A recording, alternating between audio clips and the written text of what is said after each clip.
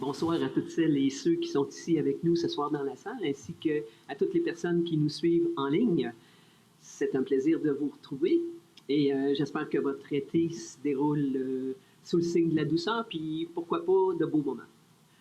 Donc, je tiens aussi à souligner chaleureusement les membres du conseil municipal, Mancel, ainsi que notre équipe administrative vraiment présente et engagée. Donc, M. Pascal Allaire, qui veille avec rigueur sur nos finances.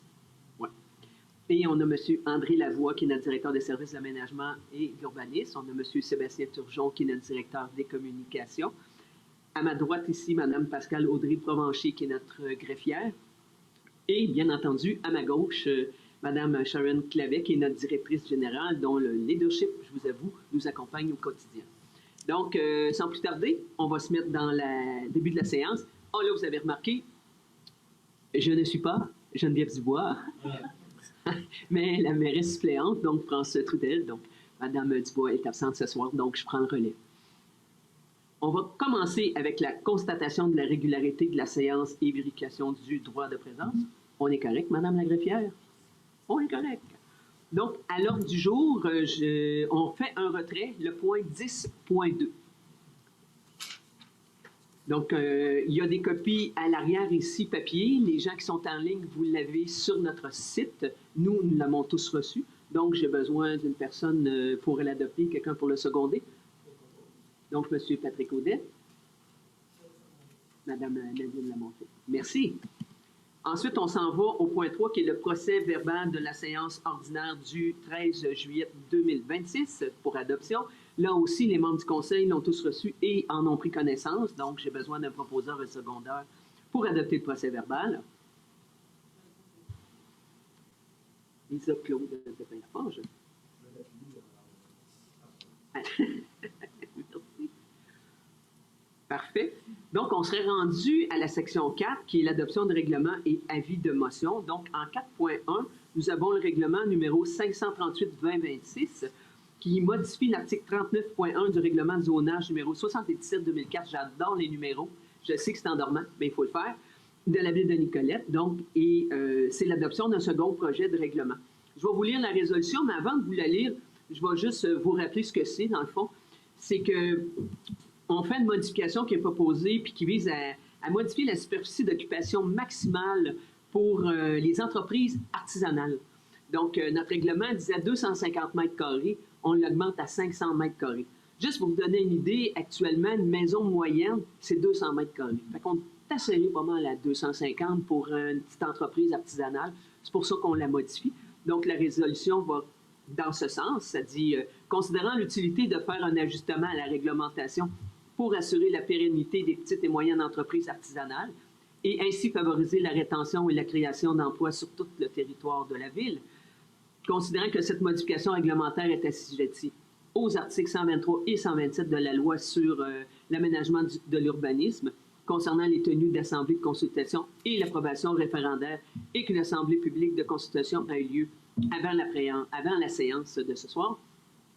Considérant qu'un avis de motion avait été présenté à la séance du 13 juillet, que le premier projet de règlement a aussi été adopté le 13 juillet, considérant que le règlement précité a été erroné, parce qu'on l'avait appelé, on s'était trompé, numéro 538-2025, mais on devait lire 538-2026.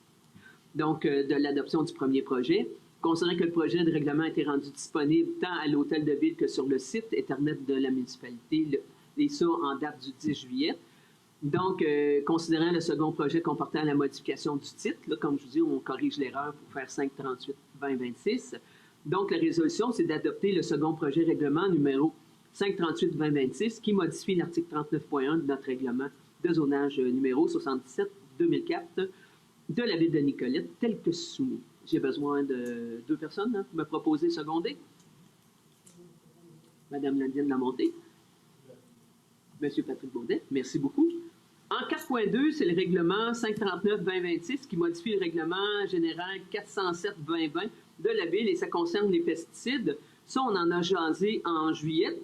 Dans le fond, juste pour vous dire, si on veut se faciliter la vie, on va dire comme ça, c'est qu'à chaque année, ils publient un guide. Bien, pas nécessairement à chaque année, mais ils font des modifications au guide des pesticides. Au lieu de vous revenir à la pièce à toute fois qu'ils changent un petit morceau dedans, bon, on va prendre le guide, puis on met toujours le guide à jour. Ça ne change rien à l'égard de notre législation. Je rappelle aux gens de la ville qu'ici, on n'utilise que les produits biologiques. Si vous avez des problèmes avec vos pelouses ou autres, ou sinon, si vous êtes bien infesté, ben à ce moment-là, il faut que vous fassiez affaire avec ici notre inspecteur qui va aller voir chez vous. Et là, peut-être, le pesticide sera permis. Donc, la résolution, c'est considérant que les modifications du règlement général 407-2020 de la ville de Nicolette, concernant notamment les ajustements en lien avec les codes provinciaux sur les produits de pesticides admissibles, ainsi que les modifications quant aux heures et aux permis qui sont associées à l'épandage des produits, étaient nécessaires pour faciliter l'application du règlement, comme je vous mentionnais, considérant que l'avis de motion, ça a été fait le 13 juillet 2026, considérant que par souci de transparence, le projet de règlement a été rendu disponible tant à l'hôtel de ville que sur le site Internet de la municipalité, et ça en date du 10 juillet, pour consultation, évidemment. Considérant les modifications suite à des erreurs cléricales suivantes, là, sont des toutes petites erreurs, dont l'article 1 aurait dû se lire, l'article 1.8 est abrogé. L'article 2 aurait dû se lire, l'article 1.8 est modifié par le libellé suivant. Donc, pesticides à faible impact signifie les agents microbiens, les commones, donc les fameuses phéromones ou chéromones, les extraits de plantes et autres substances biochimiques homologuées à titre de biopesticides par l'Agence de réglementation de la lutte antiparasitaire. De plus, cette catégorie de pesticides inclut les ingrédients actifs autorisés qui se trouvent dans une annexe 2 du Code de gestion des pesticides. L'article 14 aurait dû se lire, le présent règlement entre en vigueur, évidemment, au 1er janvier 2027. Considérant le règlement 539-2026, modifiant le règlement numéro 407-2020 de la ville de Nicolette, concernant les pesticides qui étaient soumis aux élus, conformément à la loi, considérant que les membres du Conseil déclarent avoir lu ce règlement et renoncent à sa lecture par la greffière, donc on saurait que l'objet du règlement, sa portée et l'absence de coût, évidemment. Donc la résolution, c'est d'adopter le règlement 539-2026 qui vient modifier le règlement général 407-2020 de la ville de Nicolette concernant les pesticides tels que soumis. Donc ça me ferait proposer un secondaire. Madame Lisa Claude de la Laforge. Ah, M. Denis Jutras. Donc, on s'en irait à l'examen de la correspondance. Nous avons 5 correspondances, dont 4 pour un dépôt. Et la dernière, par contre, ça va être une résolution qu'on va vous présenter. Madame la greffière. Oui, bonsoir. Le ministre de l'Immigration, des Réfugiés et de la Citoyenneté, la correspondance concernant le programme des travailleurs étrangers temporaires, c'est un dépôt. À 5.2, nous avons la résolution de la ville de La Chute qui appuie un avis qui est un appui visant l'analyse et l'implantation de solutions pour la garde précédant la rentrée scolaire. Ça aussi, c'est un dépôt. À 5.3, nous avons reçu 2 résolutions de 2 municipalités qui demandent des modifications au cadre de prévention des sinistres au ministère de la Sécurité intérieure. C'est un dépôt. À 5.4, nous avons reçu des résolutions de 2 autres municipalités. C'est un appui qui demandait des modifications aux modalités du programme de transfert sur les infrastructures d'eau et collectives du Québec, la TEC, la TECQ, afin de permettre le financement de l'entretien des chemins de gravier tels qu'auparavant. Ça aussi, c'est un dépôt. Et à 5.5, nous avions la dénonciation de la modification au règlement sur la langue de l'administration, l'abolition de l'exemption de 5 000 $ pour un appui. Madame la mairesse suppléante. Oui, ça, je vais vous lire la résolution, mais je vais vous l'expliquer avant. Qu'est-ce que c'est ça, cette bébête-là? Hein? Donc, quand on parle de règlement sur la langue de l'administration, dans le fond, on fait référence à la charte de la langue française qui nous est chère à notre cœur au Québec. Un petit peu trop cher, je dirais, là. Parce que le gouvernement nous a fait une modification, ce qui faisait que tout achat pour nous, mettons, de 5 000 et moins. Exemple, on achète, je ne sais pas pourquoi, on achète de temps en temps, mettons, une pizza chez Stratos ou ben non, une canne d'huile à moteur chez Bayermer. Donc, ils ont enlevé le fameux critère de 5 000. Fait que là, avant de pouvoir acheter, il faut aller vérifier que leur charte, leur façon de faire le menu, leur exposition interne-externe, leur communication, respectent en tout point la charte. Ça commence à être un peu compliqué. Là. Donc, d'où la résolution, parce qu'administrativement parlant, là, honnêtement, de un, ce serait une nouvelle responsabilité de devoir aller jusque-là à faire respecter la charte, là, la langue française, pour l'achat d'une canne d'huile. Moi, faire le tour de tout ce qui est chez BMR, j'avoue, c'est une job. On voudrait donc qu'ils abolissent cette nouvelle modification qu'ils nous ont mis. La résolution, c'est considérant que la municipalité du Québec constitue les gouvernements de proximité appelés à offrir des services efficaces, rapides et adaptés aux réalités, considérant l'article 17 du règlement de la langue de l'administration qui prévoyait jusqu'au 1er juin 2026, on avait une exemption pour les contrats à exécution, ce qu'on appelle instantané, d'une valeur maximale de 5 000. On avait aussi l'abolition, puis là, c'est ça, ils ont aboli cette exemption-là, ce qui nous oblige à faire toutes les vérifications. Et ça nous entraînerait, s'ils la maintiennent, des délais dans l'acquisition et les services essentiels pour le bon fonctionnement de la municipalité. Donc, grosso modo, comme je vous l'ai expliqué, la résolution, ce qu'elle se veut, c'est dénoncer l'abolition de l'exemption prévue à l'article 17 du règlement sur la langue de l'administration pour les contrats de 5 000 et moins. Et on a demandé au gouvernement du Québec de rétablir cette exemption ou de mettre en place des mesures d'allègement administratif adaptées aux réalités municipales. Demander au gouvernement du Québec de reconnaître les contraintes opérationnelles des municipalités et d'éviter de leur transférer des responsabilités administratives supplémentaires en matière d'application linguistique, puis d'informer le gouvernement du Québec qu'en l'absence d'ajustement ou de mesures d'accompagnement concrètes, elle ne sera pas en mesure d'appliquer pleinement cette obligation sans compromettre l'efficacité de ses opérations courantes.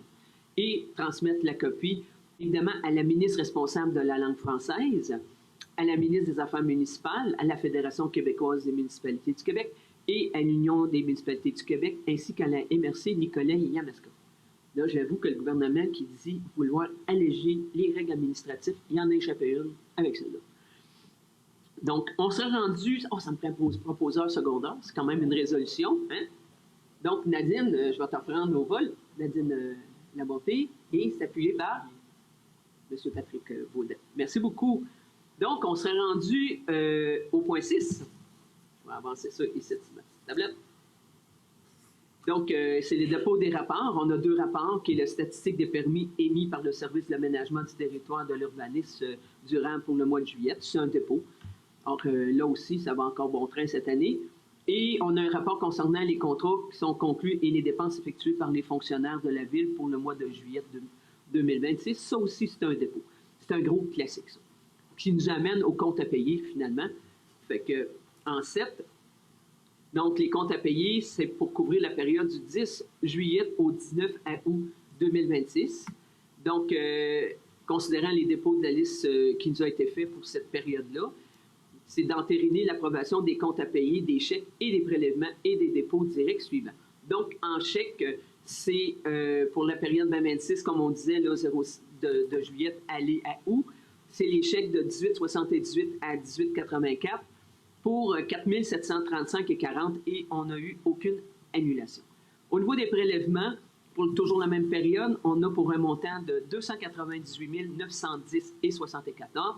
En dépôt direct, ça, c'est les chiffres sont de 114,06 à 11,566 pour un montant de 1 126 038,88. Il y a eu annulation de dépôt au montant de 16 556,40. J'ai besoin de 2 personnes pour me proposer et appuyer. Monsieur Denis Jutras. Merci, Mme Lisa Claude.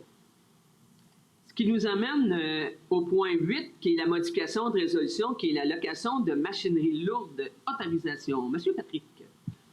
Exact. Donc, considérant que le Conseil, lors de la séance du 13 juillet dernier, on a attribué un contrat visant la location de machinerie lourde à Lemire et Poirier, ici même à Nicolet, considérant que la résolution d'attribution contenait une erreur tant qu'au montant total et à la durée du contrat qui n'était pas précisée. Donc, c'est de modifier le premier dispositif à la résolution 167-07-2026 afin d'y ajouter la mention suivante. Et ainsi, pour un montant maximal de 735 000, taxes incluses pour une durée de 3 ans, soit du 1er août 2026 au 31 juillet 2029. Et sur ce, j'en fais proposition. Quelqu'un pour l'appuyer? Monsieur Denis Jutras. Le second. Merci beaucoup. Ce qui nous amène à 8.2, qui est l'Union des municipalités du Québec, service de l'ingénierie. C'est l'achat regroupé de chlore gazeux pour les années 2027-2028. Monsieur Patrick. Alors, considérant que la Ville a reçu une proposition de l'UMQ, donc l'Union des municipalités du Québec, d'adhérer au regroupement d'achats relatif à la fourniture et la livraison de chlore gazeux pour le traitement des eaux. Considérant que la Ville désire participer à cet achat regroupé pour se procurer une quantité approximative annuelle de 5 tonnes métriques du chlore gazeux en bonbonne de 68 kg, lequel est nécessaire pour le traitement des eaux de la Ville, que ceci, donc, c'est pour permettre à l'UMQ de préparer son document d'appel d'offres à la Ville de Nicolet, qui s'engage donc à lui fournir toutes les informations requises en remplissant la fiche technique d'inscription requise, que le préambule fasse partie intégrante des présentes, de confirmer l'adhésion au regroupement d'achat CHI-2027-2028, un produit chlore gazeux visant l'achat de chlore donc, qui nécessite aux activités de traitement de la Ville pour les eaux usées, de confier à l'UMQ le mandat d'accomplir toutes les actes requises afin d'assurer la conduite du processus d'appel d'offres, incluant l'attribution du contrat, le cas échéant, ainsi que les suivis relatifs à l'administration et à la garantie d'exécution, si requis pour et au nom des municipalités participantes, la responsabilité d'analyser les soumissions proposées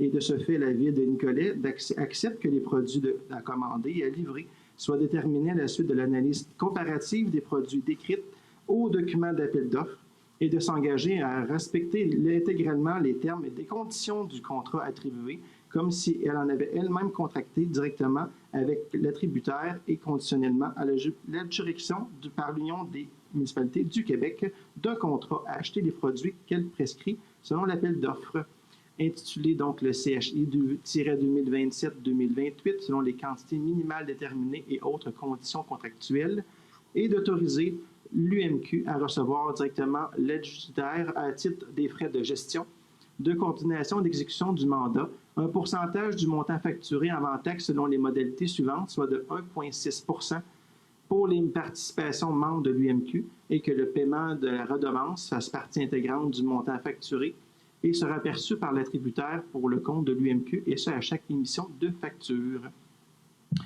Que les montants déboursés pour ce contrat donc, soient financés à même le budget de fonctionnement du poste budgétaire des produits chimiques.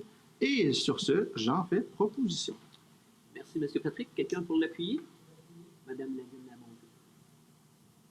Qui nous amène au point 8.3, qui est une modification de contrat au service professionnel et qui concerne le rang du bas de la rivière. M. Denis Jutras. Oui, effectivement, vous n'êtes pas sans savoir qu'on a un décrochage dans le bas de la rivière, sur la rue Saint-Jean-Baptiste et tout ça. On va effectuer les prochains travaux. Mais on avait déjà une première offre qui avait été faite pour une partie qui était arrivée il y a 3-4 ans.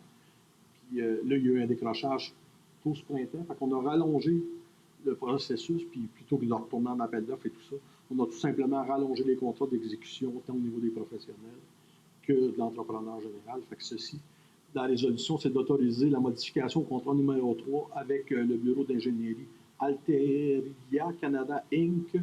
pour un montant de 63 327,95 taxes incluses, couvrant l'ensemble des frais supplémentaires tels que décrits dans l'annexe 7,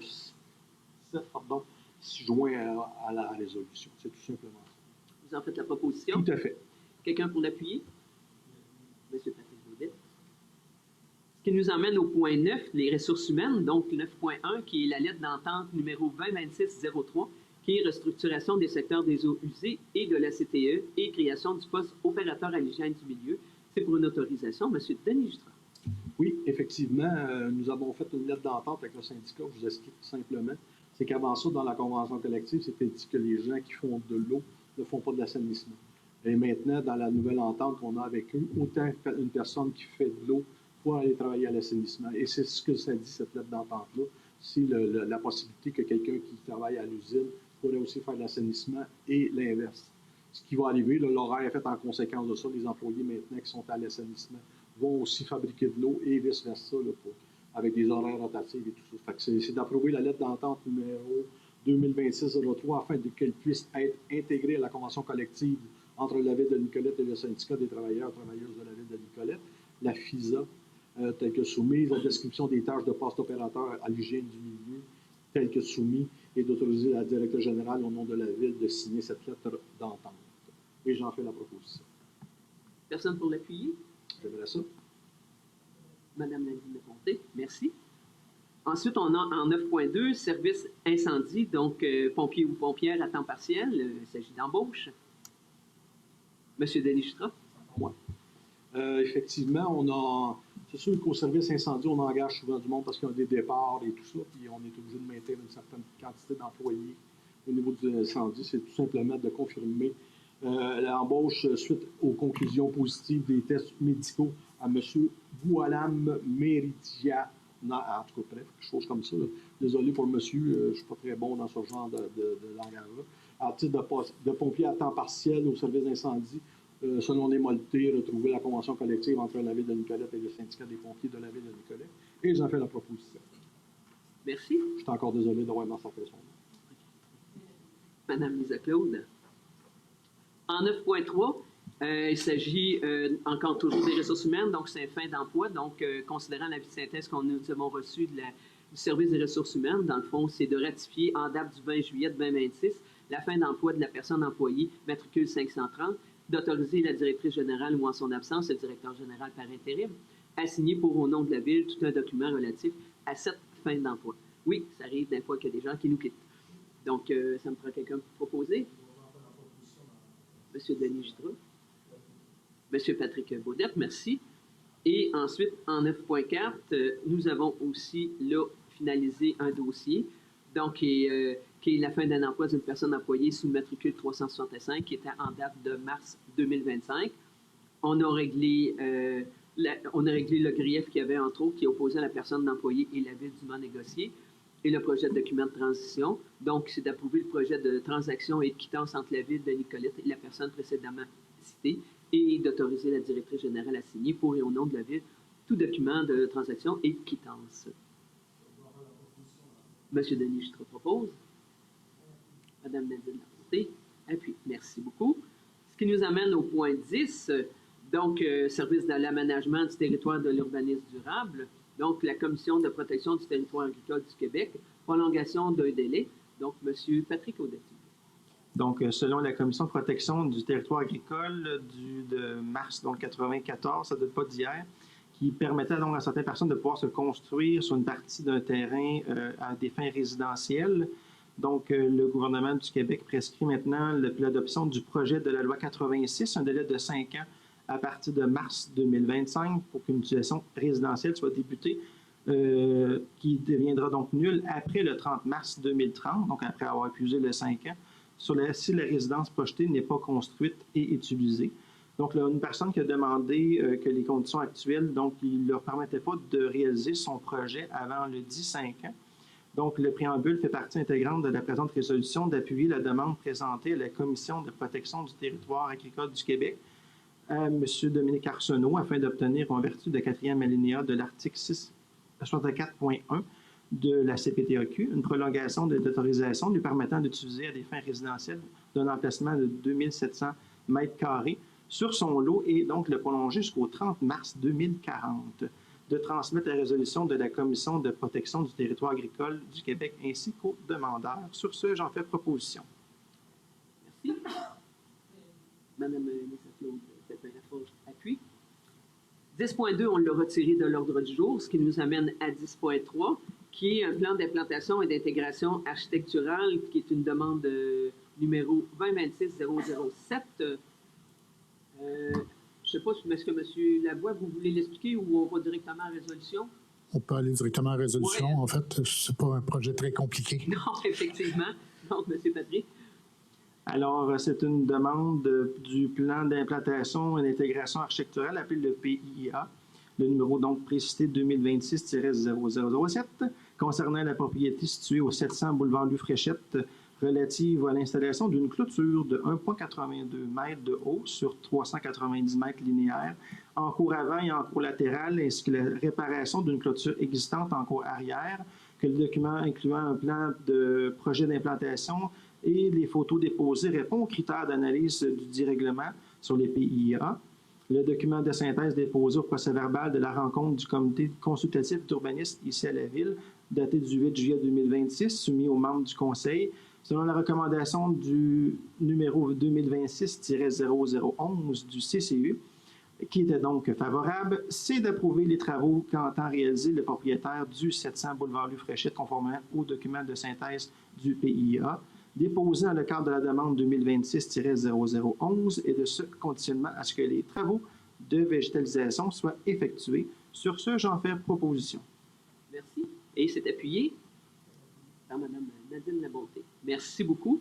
Ce qui nous amène au point 11, qui est le service du greffe et des affaires juridiques. En 11.1, c'est directeur général par intérim. Il s'agit d'une nomination. Madame la greffière. Oui. Considérant qu'il y a lieu d'établir qu'en cas d'empêchement, d'impossibilité ou de refus d'agir du titulaire du poste de directeur ou directrice générale ou en cas de vacance de ce poste, un remplaçant, considérant qu'il y a lieu de révoquer les résolutions de 2022 et 2023 qui nommaient respectivement Messieurs Pascal Allaire et Sébastien Turgeon à des postes similaires, et ce afin de refléter la nouvelle réalité organisationnelle.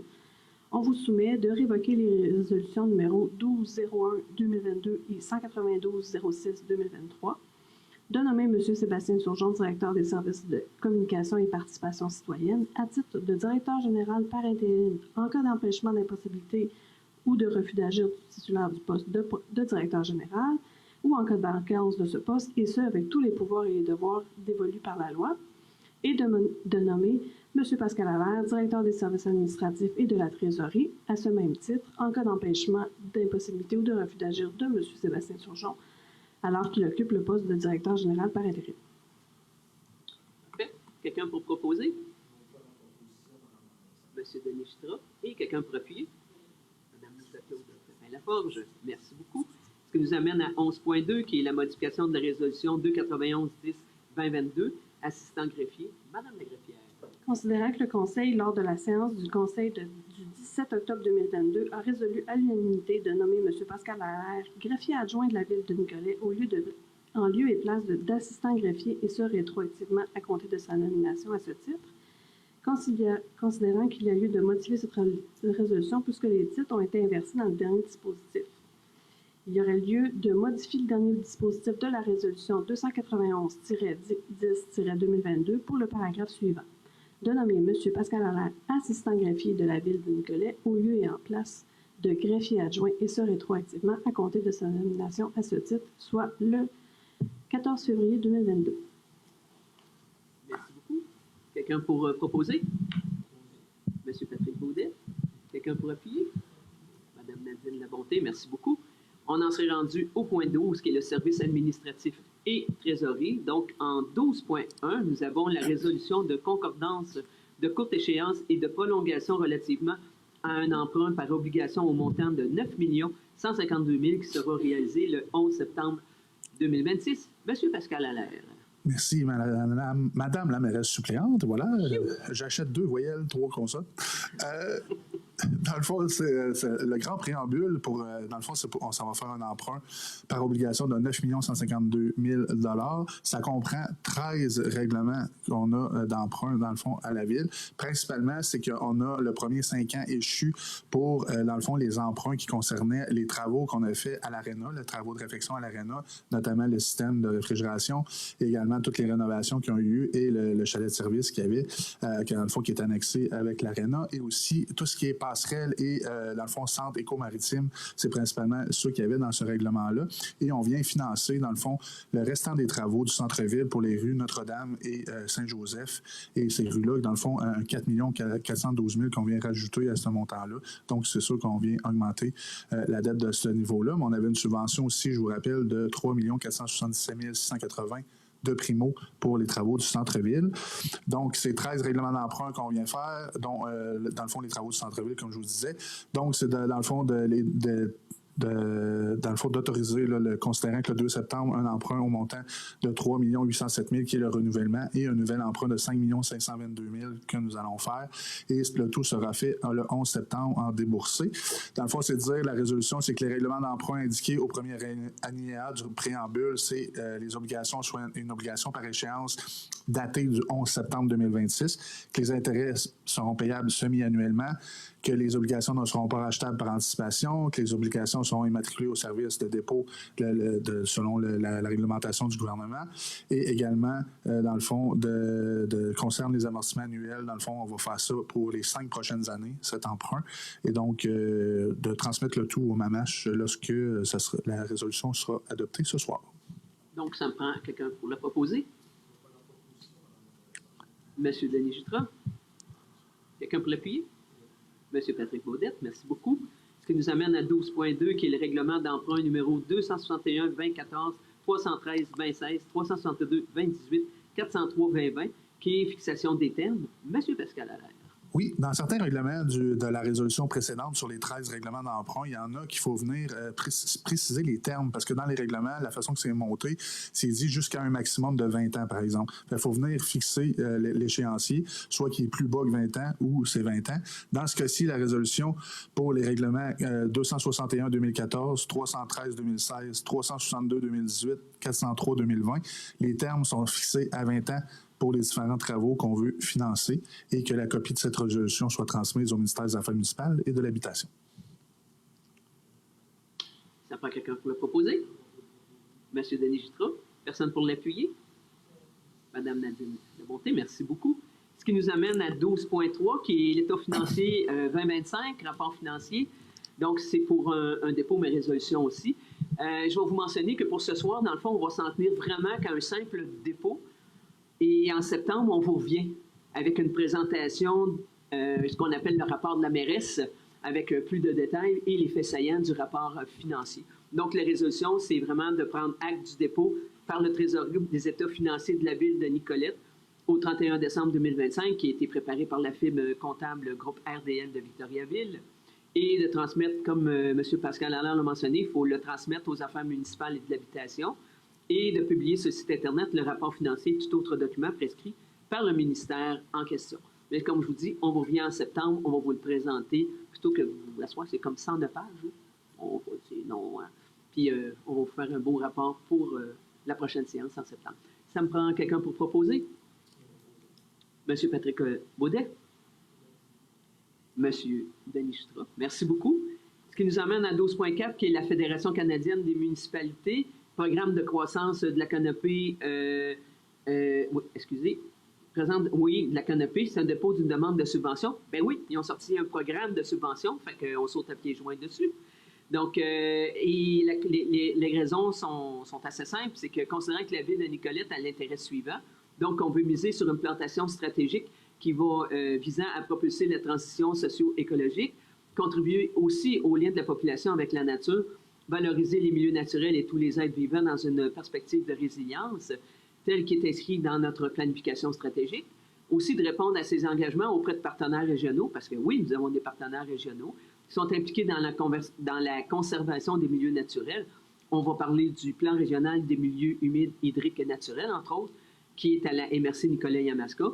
Il y a aussi la région de biodiversité du lac Saint-Pierre de l'UNESCO et du plan Nature 2030 du gouvernement du Québec. Donc, on veut profiter de ce programme, considérant que la Ville entreprend l'élaboration d'un plan foresterie urbaine, donc qu'on appelle le PFU, dont l'objectif principal est d'assurer une gestion du patrimoine forestier qui va être en cohérence avec l'ensemble des politiques municipales, et considérant le programme croissance de la canopée des collectivités canadiennes de la Fédération, qui nous offre un financement destiné à soutenir les municipalités. Puis ce montant-là, on peut aller chercher 160 000, ce qui serait vraiment chouette, comme nécessaire pour financer le volet technique et scientifique de ce projet et la réalisation du volet. Donc, la résolution, ce qu'elle dit, c'est d'autoriser le coordonnateur du Bureau de la transition écologique et de l'innovation sociale à déposer une demande de financement dans le cadre de ce programme. Puis, évidemment, au montant de 160 000, c'est le montant à laquelle on a droit, fait qu'on essaie d'aller chercher le maximum, de désigner le coordonnateur en question pour signer les demandes d'aide financière et toujours de désigner le coordonnateur afin d'agir à titre de personne mandatée par la Ville auprès de la Fédération canadienne des municipalités pour le suivi de cette demande d'aide financière. Donc, j'aurais besoin d'un proposeur et secondeur.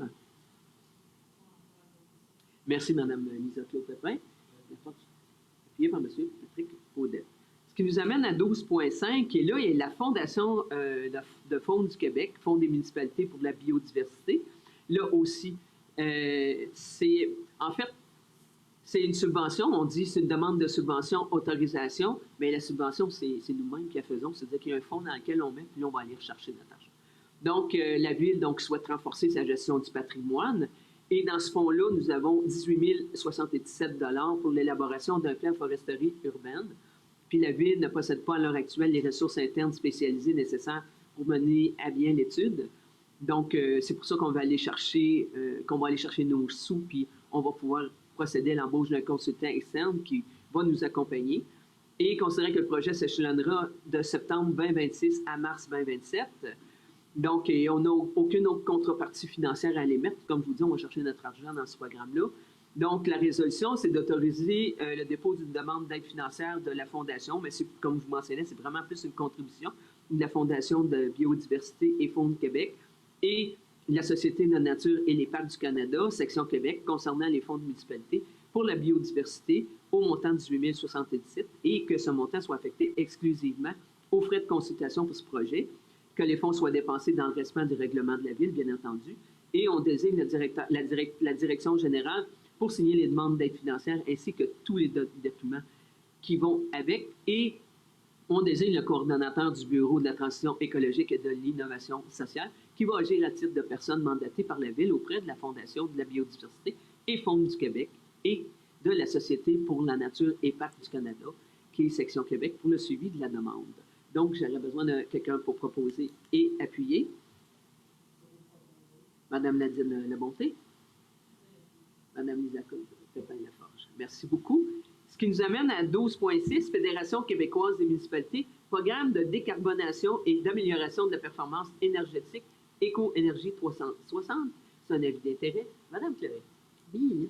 Alors, considérant que la FQM offre le programme Éco-Énergie 360 aux organisations municipales dans le but d'offrir un programme clé en main de financement afin de faciliter et d'accélérer la mise en place de mesures d'efficacité énergétique et de décarbonation de leurs actifs municipaux admissibles, considérant qu'à la fin du processus de collecte de données, un rapport synthèse nous sera déposé et le rapport nous permettra d'évaluer le potentiel de projet pour l'organisation.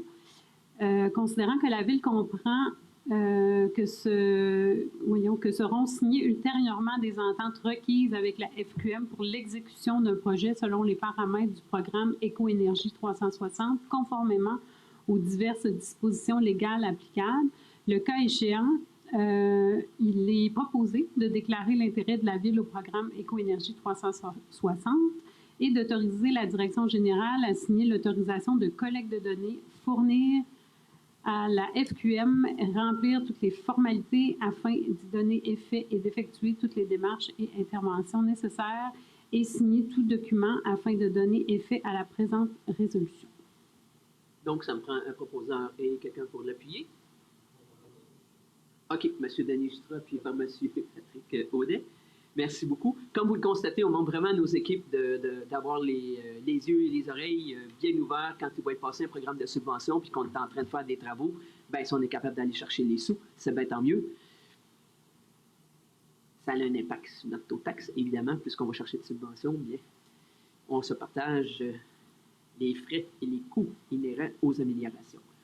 Donc, on s'est rendu à 12.7, qui est ministère du Transport et de la Mobilité durable. C'est une entente d'occupation terrain constituant l'ancienne emprise ferroviaire, donc qui est une autorisation.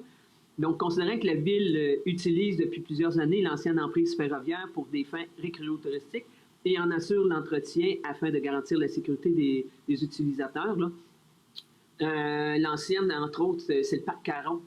Ça, c'est l'ancienne emprise ferroviaire qui passe là.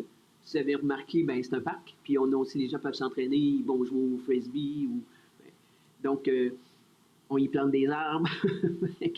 Donc, considérant qu'il n'existe actuellement aucune entente, c'est qu'ils sont bien d'accord, on a toujours eu l'autorisation, mais on pense qu'on est rendu à un moment où ça pourrait être intéressant d'avoir une entente écrite formalisant les rôles et les responsabilités entre la Ville et le ministère du Transport et de la Mobilité durable, qui est propriétaire des lots visés, considérant la nécessité d'obtenir une autorisation écrite du MTMD pour encadrer les activités actuelles et futures sur ce lot, situé, comme je vous disais, sur la rue Louis-Caron et constituant l'ancienne emprise ferroviaire, considérant que ces projets s'inscrivent dans l'axe stratégique parce qu'on veut agir collectivement, en particulier dans les objectifs de renforcement des liens sociaux, d'inclusion, de solidarité et de partage des espaces. Donc, la résolution, c'est de déclarer l'intérêt de la Ville à la demande d'occupation de l'ancienne emprise ferroviaire et demande avec une entente avec le ministère du Transport, d'autoriser la demande officielle du ministère du Transport et de la Mobilité durable afin d'obtenir une entente écrite d'occupation pour ces lots-là et d'autoriser la direction générale à signer tous les documents afin de donner effet à la présente résolution. Alors, ça prend quelqu'un pour proposer et quelqu'un pour appuyer. Monsieur Patrick Audet. Monsieur Denis Jutras. Merci beaucoup. Donc, ce qui nous amène à 13, et à 13, si ma mémoire est bonne, service de sécurité incendie, nous n'avons aucun sujet. Donc, ça nous amène à 14, qui est les services des travaux publics. Donc, le ministère des Transports et de la Mobilité durable, là, c'est les signaux sonores pour feux piétonniers.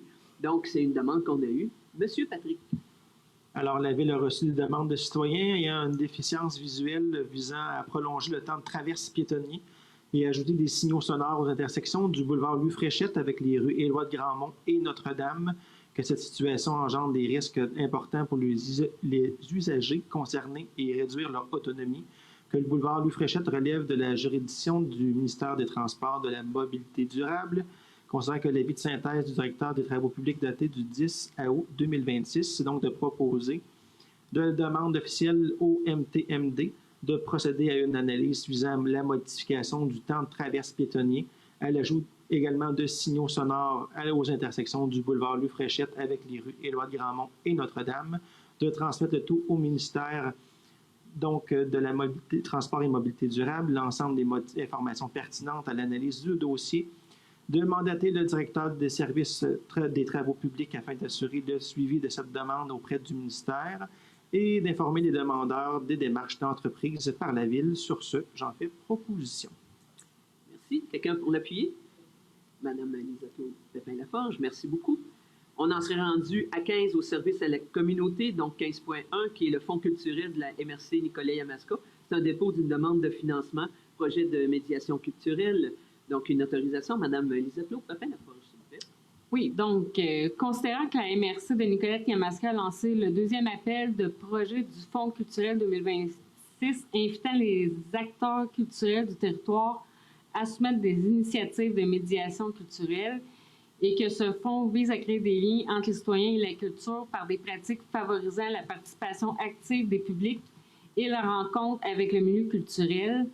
Considérant que la Ville souhaite y déposer un projet visant à réunir les jeunes, une artiste en art visuel, une auteure et des aînés de Nicolet pour créer des œuvres collaboratives, considérant que le projet nécessite un financement total de 5 000 $ dont la Ville de Nicolet s'engage à assumer 20 %, soit 1 000 $.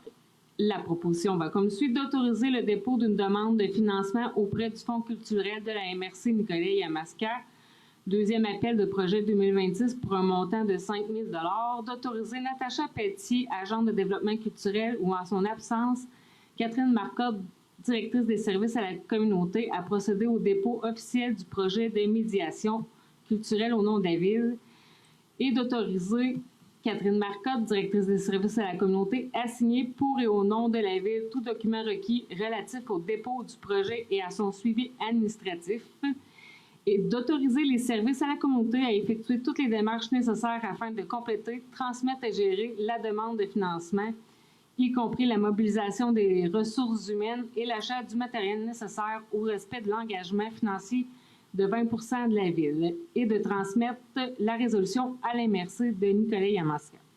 J'en fais la proposition. Merci. Quelqu'un pour l'appuyer? Merci beaucoup, Mme Nadine Labonté. Ce qui nous amène à l'addition à l'ordre du jour. Nous n'avons aucune addition à l'ordre du jour, comme on l'avait dit au début. Donc, on serait rendu à la période de questions. Pour la période de questions, je vais vous demander d'aller au micro parce que nous avons des gens en ligne. Donc, et de vous nommer et ça va leur permettre de bien entendre vos commentaires et questions. Merci beaucoup.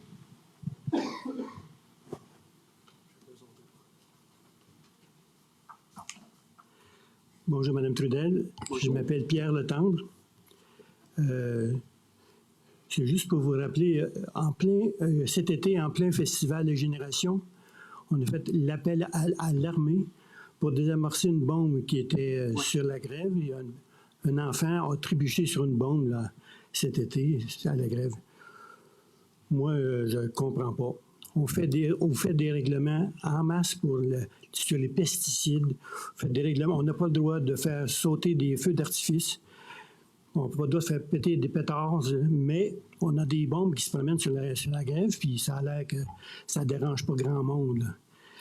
moi, je ne la comprends pas. J'en connais pas des villes qui toléraient sur leur territoire un dépotoir de bombes comme ça pendant des années sans qu'il se passe quelque chose de même.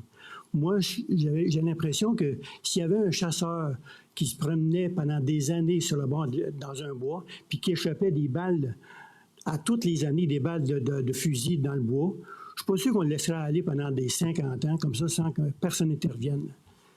Mais là, on a des bombes qui se promènent sur le bord du fleuve. Moi, je comprends pas. La ville de Nicolette, c'est déjà appelée zonée divin. J'ai l'impression qu'on est zoné miné à ce moment-ci, là. Et je ne sais pas si c'est qui le ministre de l'Environnement, fédéral ou provincial. Je ne sais pas s'il faut qu'il y en a un qui dort bien, là. Les deux dorment bien, mais en tout cas, moi, j'arrive pas à accepter ça. Je trouve ça vraiment inacceptable. En tout cas, on fait des règlements pour protéger nos gens sur les pesticides et autres, mais les bombes, ça a l'air que c'est pas important. Bien, merci de votre commentaire, M. Lecomte, parce qu'il est pertinent dans ce que vous mentionnez. Est-ce qu'on a besoin, est-ce qu'on interdit, admettons, s'il y a des gens qui veulent faire des feux d'artifice, c'est que ça leur prend un permis. Ils ne peuvent pas le faire sans permis. Mais je voulais juste apporter cette précision-là. Lorsqu'on en parle de bombes ou ce qu'ils appellent les obus, c'est la même chose, c'est synonyme. Il faut se dire qu'on est sur la défense nationale. Malheureusement, qui de nombreuses années a fait ses exercices en l'envoyant ça en plein milieu du fleuve. Et le fleuve, le cours d'eau est fédéral. Donc, mais je fais juste expliquer si ça vous consolera pas, je le sais d'avance, M. Je comprends que c'est très compliqué, c'est très coûteux, c'est très complexe, je sais bien. Là. Mais... En fait, ils font des nettoyages assez régulièrement. Maintenant, il reste que le mouvement de l'eau fait qu'à l'occasion, il y en a une qui nous arrive sur le bord du chemin, pas du chemin, mais de la berge. Et là, on a eu 2 plutôt qu'une, en plus. Il y a déjà eu un mort. Il y a déjà eu un mort. Effectivement, il y a un accident. C'est très triste. On est à la même place que vous à ce niveau-là. Est-ce que nous, on peut développer des règlements? La réponse, c'est non, parce que ça appartient au fédéral, le fameux cours d'eau. Et c'est plate de même. Hein? C'est triste, mais c'est ça. La chose qu'on peut faire le plus rapidement possible, c'est quand il y a quelqu'un qui nous dit on pense qu'on a vu un obus. Nous, on avait évidemment notre équipe site, les pompiers, là, puis pour aller circonscrire. C'est les moyens qu'on a, nous, le mieux pour circonscrire puis éviter qu'il y ait un accident. Et on appelle évidemment cette fameuse. Parce qu'ils se promènent encore, les bombes, il va en avoir encore, il y a des milliers qui traînent encore. Là. Oui, on sait. Effectivement, écoutez, on s'en cache pas, il en parle, il parlait entre 4 et 8 000. C'est pas rien. C'est pas rien. C'est grave, en tout cas. C'est grave. Ben maintenant, où est-ce qu'ils sont dans le cours d'eau du fleuve, ça va y avoir des trouvés comme ça. Mais ils font du rentelage, ils en sortent, puis au fil du temps, espérons qu'ils sortiront toutes. Mais c'est quand même un nombre, puis oui, malheureusement, il nous arrive. Mais nous, vraiment, on essaie d'appliquer. Ce qu'on peut le faire, on le fait. Je ne sais pas si vous avez remarqué, la première, c'est notre équipe qui était là, qui a circonscrit. Elle n'a pas attendu que la Défense nationale arrive pour y dire « devriez circonscrire ». On n'a pas pris cette chance-là. Mais on est toujours en réaction et pas en prévention. Bien, la prévention, c'est le fédéral. Nous, on demande au fédéral de continuer à faire ses nettoyages. Mais le mouvement de l'eau apporte évidemment à la Défense nationale et à nous-mêmes des surprises. Ouais. Merci de votre intervention.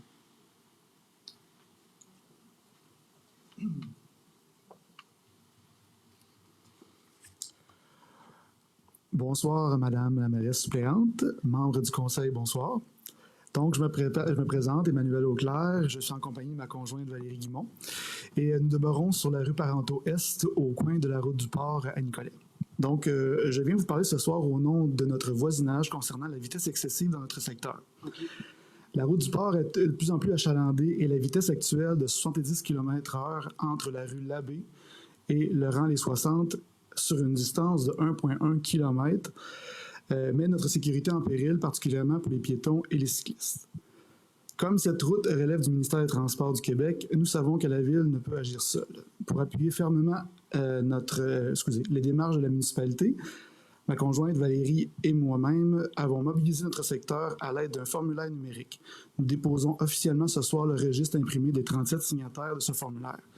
C'est pourquoi nous sollicitons l'appui officiel du conseil municipal afin d'adopter une nouvelle résolution pour exiger du ministère une baisse de la limite de vitesse de 70 km/h à 50 km/h pour cette portion de la route qui, je le rappelle, fait 1,1 km seulement sur la route du port. Nous sollicitons votre appui afin que vous acheminiez notre demande citoyenne au ministère des Transports du Québec. Nous avons les coordonnées ici des personnes qui ont accepté. Donc, on avait passé un formulaire avec un code QR, ça a été complété. Et évidemment, c'est le document que je vais vous fournir ici ce soir pour le besoin à étudier à cette demande. Oui, merci beaucoup. Nous avons rencontré le ministère des Transports ici, puis c'est la procédure qu'ils nous ont demandé de faire, c'est de passer par la Ville, demander une résolution et ensuite le dossier est étudié, ce qu'ils nous ont expliqué. On a déjà fait une résolution qu'on a acheminée, mais je dirais que votre pétition va venir renforcer et nous allons continuer à pousser la demande. Oui. OK. Merci beaucoup. Est-ce que je vous remets le document tout de s'il vous suite? plaît. Vous pouvez me le laisser. Merci beaucoup. Oui, donne suite. D'autres interventions? Gênez-vous pas. On est là pour ça. Sinon, ben, on va y aller pour la période d'intervention des membres du Conseil en partant vers ma droite, Mme Nadine. Oui, donc merci beaucoup. Je vous ai déplacé pour la séance publique ce soir. Moi, je voulais particulièrement remercier tous ceux qui ont participé aux activités du jeudi soir, autant les citoyens qu'on m'a dit aussi qu'il y avait beaucoup d'employés là, qui s'étaient impliqués dans l'organisation, dans la bonne marche là, des activités du jeudi soir. Ça a été vraiment une belle réussite. Donc, je voulais remercier tout le monde comme il se doit. Et je vous souhaite un bel automne à tous. Merci. Alors, mon message, c'est faire un petit rappel que nos annonces en début d'année ont commencé à faire apparaître nos chantiers. Donc, le premier gros chantier commence, c'est la réfection du rang des 60 de la partie urbanisée, du clignotant vers la partie urbanisée, vers le premier dos d'Arne. Donc, consultez peut-être notre site web ou la page Facebook afin de regarder les détours. Donc, seulement prioriser les gens qui habitent ce secteur. C'est dans le but d'avoir des conduites pluviales supplémentaires et plusieurs également, d'avoir un élargissement de la voie et de recentrer celle-ci et d'avoir une bande cyclable au chaque côté de la route. Donc, les travaux commencent environ cette semaine et devraient s'étirer jusqu'au 31 octobre. Oui, donc, je veux vous inviter en fin de semaine du 28 au 30 août, c'est le fameux Festifeu, le Festifeu, Festival des sauces piquantes. Excusez-moi, je vais peut-être avoir besoin de sauces piquantes, justement, pour me réveiller. Il va y avoir aussi le fameux concours de mangeurs de piment fort, hein, bien entendu. Donc, Marguerite Diouville vous invite à aller voir ça. Merci. Alors, rien du tout, sauf que bonne fin d'été. Profitez-en bien. Les journées commencent à raccourcir, malheureusement. Ça m'attriste toujours un peu, mais bon, il faut passer par là pour arriver à l'hiver. Bien, on va profiter de tout ce qu'il y a encore. Oui, tout à fait. Je ne suis pas encore rendu à l'automne, Mme Nadine. On va me calmer sur l'automne d'abord. L'occasion de commencer à traîner les jardins. Je vous souhaite une bonne fin de mois d'août. Et on se revoit quelque part en septembre. Parfait. Moi, j'ai un petit message d'intérêt public de la part de la MRC de Nicolet-Yamaska. Donc, il va y avoir une consultation citoyenne parce qu'ils sont à faire la révision du schéma d'aménagement et de développement ici de la MRC. Donc, c'est dans le cadre de la révision de son schéma d'aménagement. La MRC va tenir 5 consultations citoyennes dans différentes localités du territoire. Puis ces rencontres vont viser à recueillir évidemment les idées, les préoccupations, les aspirations de la population afin d'alimenter la réflexion qui va guider qui guidera l'avenir de notre milieu de vie. Ces consultations représentent une occasion privilégiée de participer aux discussions qui orienteront le développement de nos communautés pour les années à venir. Elles sont ouvertes à l'ensemble des citoyens et citoyennes, peu importe leur municipalité de résidence au sein de la MRC. Dans le fond, ce qui veut dire, c'est si vous n'êtes pas capable d'aller à celle qui est plus proche de chez vous, c'est pas grave, vous pouvez aller à une des 5 en autant que vous restiez dans le territoire de la MRC de Nicolet-Yamaska. Les personnes qui y travaillent ou qui s'impliquent dans la MRC sont également invitées, bien entendu. Et même les enfants de 6 ans et plus sont les bienvenus. Donc, pour connaître les dates et lieux et tous les détails de la consultation, il s'agit d'aller sur leur page web. Il y a un petit onglet dédié aux consultations publiques sur leur site web. Voilà pour le petit message d'intérêt public. Comme mes collègues, merci beaucoup de vous être déplacés. Gênez-vous pas si vous avez des requêtes ou des besoins. On est toujours ici à l'Hôtel de Ville. Malgré, je vois, M. Letendre, qu'on ne puisse pas toujours tout régler, mais on en tient bonne note puis on essaie de faire notre mieux dans les pouvoirs qui nous sont permis. Donc, sur ce, je vous souhaite une bonne fin de soirée et évidemment à la prochaine qui va avoir lieu en septembre. Merci. Et M. Denis Stra lève l'Assemblée, appuyé par M. Patrick Audette. Merci beaucoup.